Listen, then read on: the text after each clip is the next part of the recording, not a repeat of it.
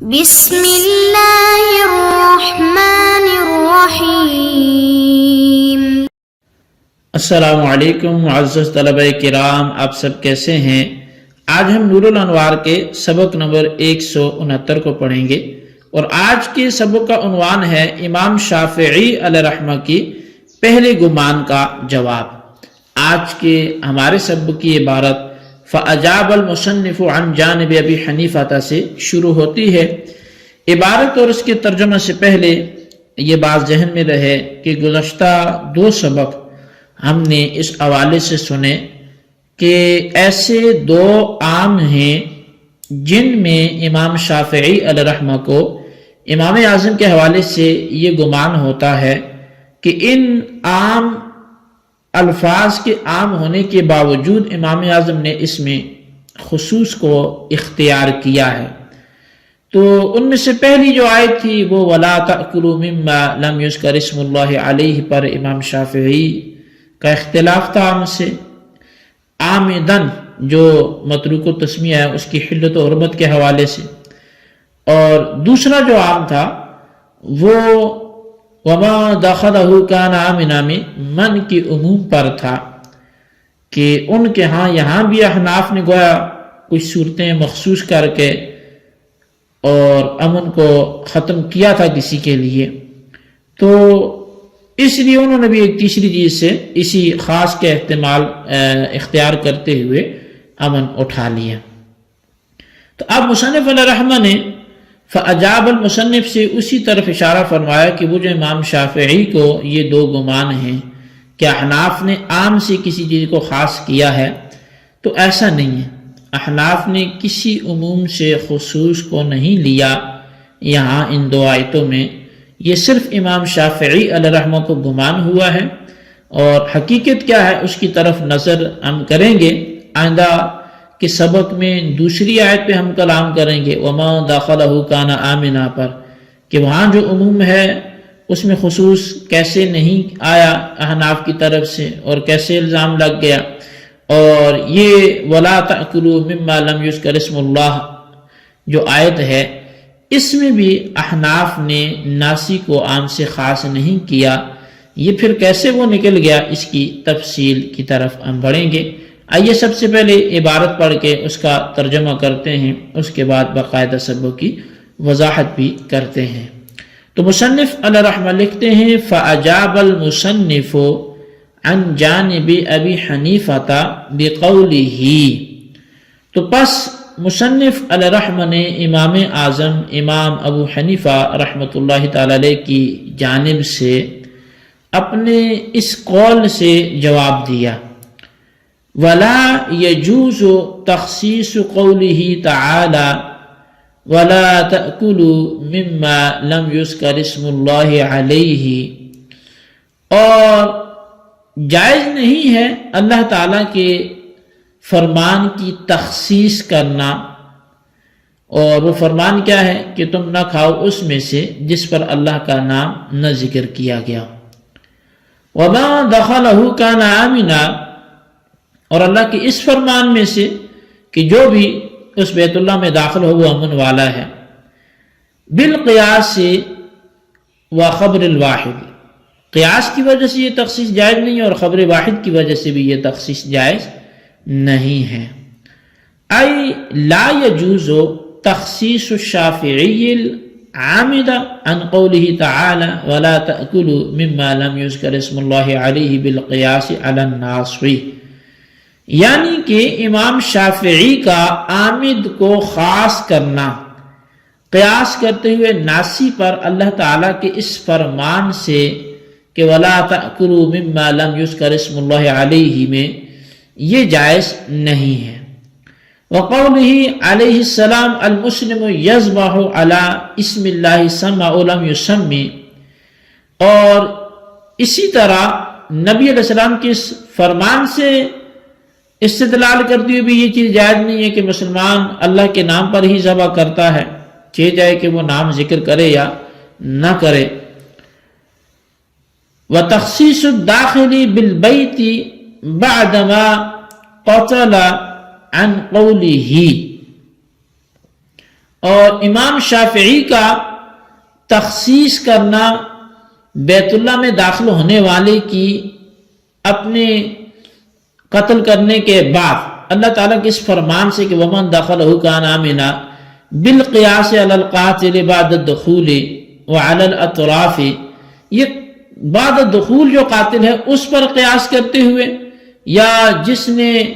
اعضاء کاٹے ہیں اس پر قیاس کرتے ہوئے یہ بھی جائز نہیں ہے۔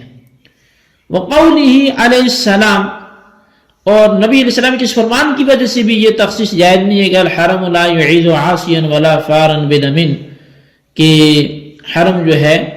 یہ عاصی اور خون سے بھاگنے والے کو پناہ نہیں دیتا۔ یہ عبارت اتنی ہی کافی ہے، ہم ایک کی وضاحت کرتے ہیں، اس کے بعد بقیہ عبارت آئندہ سبق میں اور اس کی بقیہ وضاحت بھی سنیں گے۔ اب شارح علیہ رحمہ نے فرمایا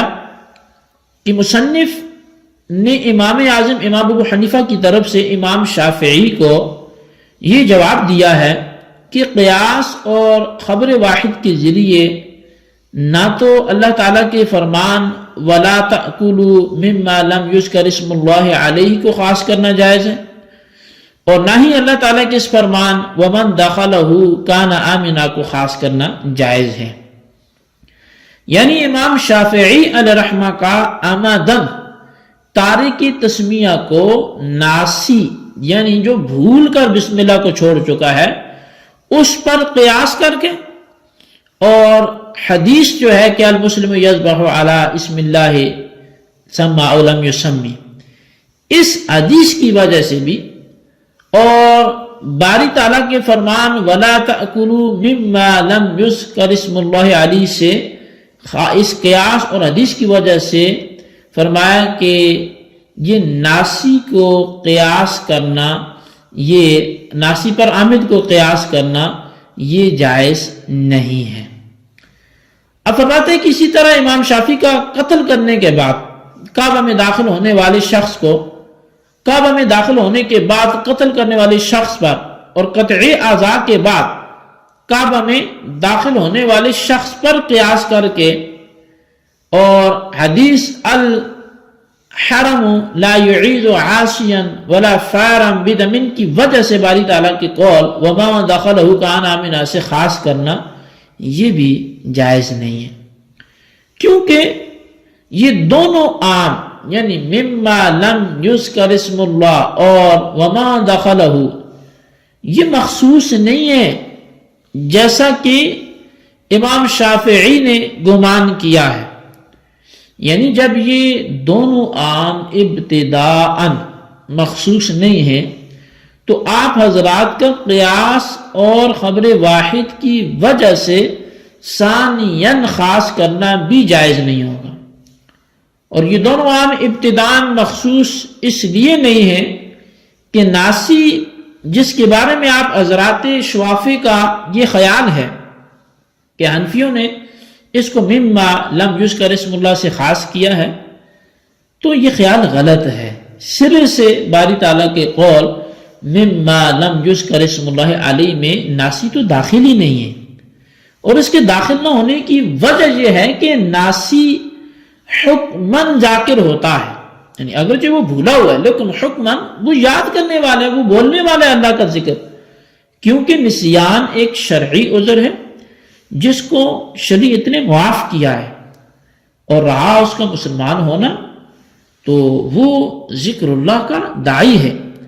بس عذر نسیان کی وجہ سے اس کے مسلمان ہونے کے